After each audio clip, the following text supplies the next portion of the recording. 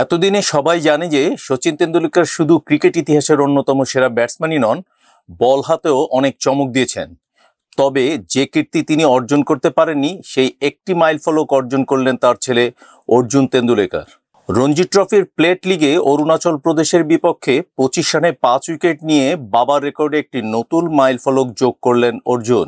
এটি ছিল তার প্রথম শ্রেণীর ক্রিকেটের প্রথম ইনিংসে 5 উইকেট পাওয়া, এমন একটি অর্জন যা সচিন কখনোই করতে পারেননি। সচিন তেন্ডুলকরের বোলিং ক্যারিয়ার যতটা ব্যতিক্রমী, তার ছেলে অর্জুনের বোলিং ক্যারিয়ার এখনো অনেকটাই মৌলিক। যদিও অর্জুন মূলত একজন পেস বোলার, তার জন্য এই 5 উইকেট বিশেষ কোনো ব্যাপার হওয়ার কথা নয়।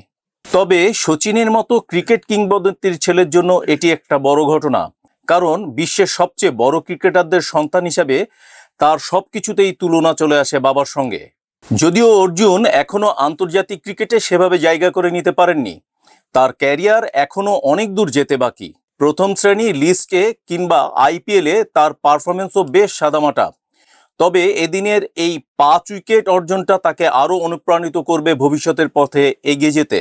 অতীতে সচিন তেন্ডুলকর, যিনি একজন খণ্ডকালীন বোলার হিসেবে অনেক ম্যাচ জেতানোর কৃতিত্ব অর্জন করেছেন, সেই সচিনের বোলিং ক্ষমতা যে কতটা বৈচিত্র্যময় ছিল তা ভুলে গেলে চলবে না।